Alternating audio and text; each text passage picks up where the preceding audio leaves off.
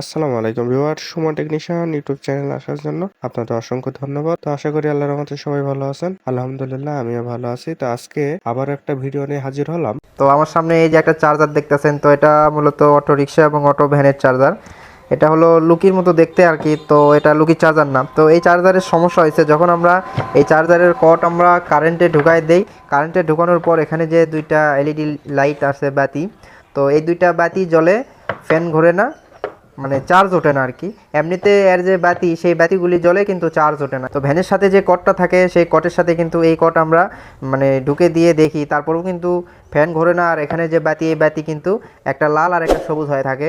যখন চার্জ উঠবে, মানে যখন চার্জ নেবে, তো সেক্ষেত্রে কিন্তু এখানে একটা মানে যেটা সবুজ থাকে ওটাও লাল হবে, আর যেটা লাল ওটা লাল, তো দুটোটাই লাল হয়, কিন্তু এখানে চার্জ উঠতেছে না। আজকে কিন্তু আপনাদেরকে এই চার্জার খুলে দেখাবো যে কিসের জন্য উঠতেছে না, তারপরও ভ্যানেতে নিয়ে যাও আপনাদেরকে। আগে কিন্তু আমরা ডাইরেক্ট ভ্যানে চলে আসলাম, তো এই ভ্যান থেকে আমি দেখাই দিই আগে।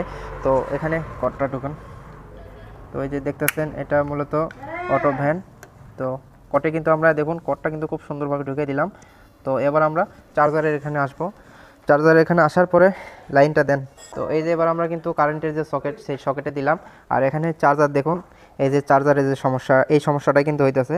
এখানে কিন্তু চার্জারের যে ফ্যানটা আছে দেখুন, এখানে ফ্যানটা কিন্তু কোনো রকম ঘুরতেছে না কিংবা কোনো সাউন্ড হইতেছে না। আর এখানে যে যে বাতি দেখতেছেন, তো এখানে কিন্তু একটা বাতি লাল দেখা যাইতেছে আর একটা সবুজ। তো যখন চার্জ নেবে, তো সেক্ষেত্রে এই যে এই লাল বাতি কিন্তু এটাও লাল হয়ে যাবে, দুটোটা লাল হবে, আর এখানে ফ্যানের বাতাস হবে। তো এটা কিন্তু হইতেছে না।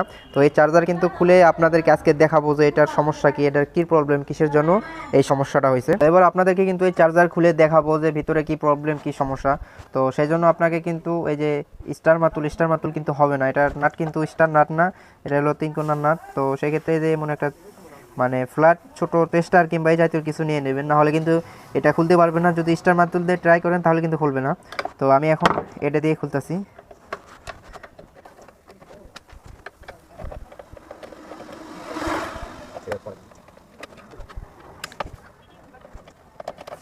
তো আমরা কিন্তু 4টে নাটি কিন্তু সুন্দরভাবে খুলে ফেললাম। তো এবার আমরা বক্স আলাদা করব।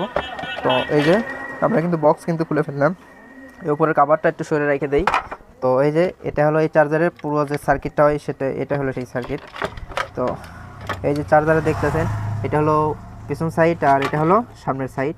তো অবশ্যই যখন আপনারা চার্জার খুলবেন, তো আগে আপনারা চোখ দিয়ে দেখে নেবেন যে কোনো জায়গাতে কোনো পার্টস, কোনো কম্পোনেন্ট ব্লাস্ট হয়েছে কিনা, মানে ফুলে গেছে কিনা। অনেক সময় কিন্তু চোখ দিয়ে দেখা যায় যে ফিল্টার কিংবা এই ফিল্টার, ছোটো ফিল্টার, মানে বিভিন্ন জিনিস কিন্তু নষ্ট হয়ে যায়, পুড়ে যায়, ফেটে যায়। তো এগুলো আগে চোখ দিয়ে দেখে নেবেন। চোখ দিয়ে দেখে নেওয়ার পরে যদি কোনো সমস্যা ধরা না পড়ে, তাহলে সেই ক্ষেত্রে আপনাকে মিটার দিয়ে চেকিং করতে হবে।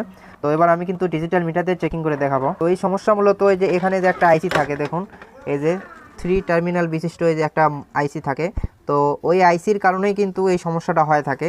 তো এই আইসি যদি আপনার কাছে নতুন থাকে তাহলে নতুন চেঞ্জ করে দেবেন, আর যদি না থাকে তাহলে এই আইসিটা আপনারা এখান থেকে হয় খুলে ফেলবেন, না হলে লাইন মানে ইয়ে করে দেবেন। এটা না লাগালেও কোনো সমস্যা নাই, এটা যে থাকতেই হবে এর কোনো কারণ নাই। তো এবার আমরা এই আইসির কানেকশন ছাড়াই কিন্তু আমরা এই চার্জারটা ঠিক করব।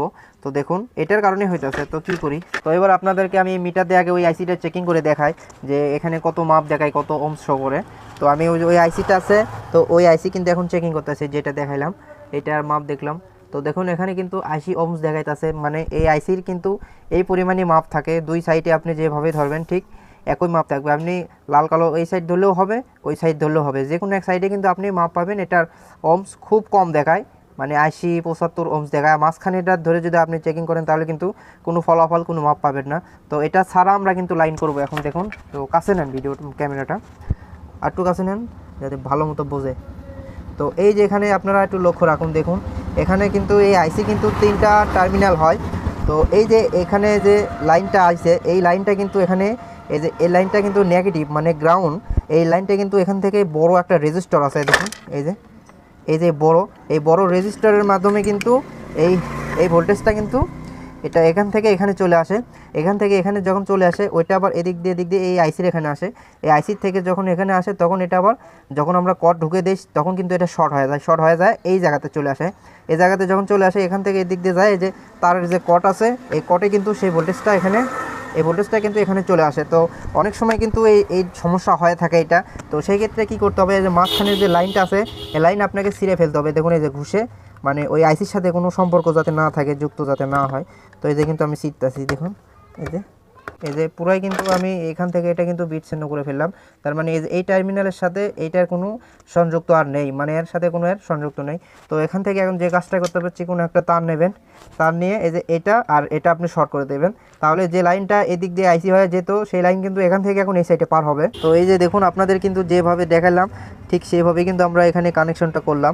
এখানে চিকন একটা তার কি করলাম নিয়ে কিন্তু তার দিয়ে কিন্তু এই লাইনটা কিন্তু এই লাইনটা কিন্তু এখন এখান থেকে এখানে চলে আসবে।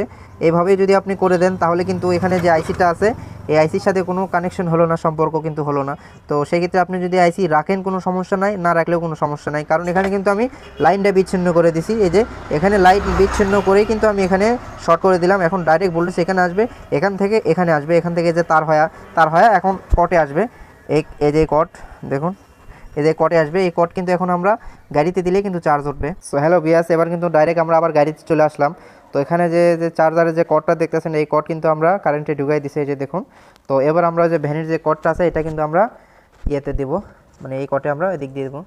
হ্যাঁ, সো গাইজ দেখুন এখানে চার্জ উঠতেছে, এই যে দুইটা এলইডি লাইটই কিন্তু লাল হয়ে রয়েছে। এই যে এখানে দেখুন ফ্যান ঘুরতেছে এবং একটা সাউন্ড পাওয়া যাইতেছে, দেখুন এখানে যে ফ্যানের সাউন্ড সেই সাউন্ডটাও কিন্তু হইতেছে, তার মানে এখন কিন্তু চার্জ উঠতেছে। তো আপনাদের যে আইসি দেখালাম ওই আইসি সমস্যা হলেও কিন্তু এই সমস্যাটা হয়ে থাকে।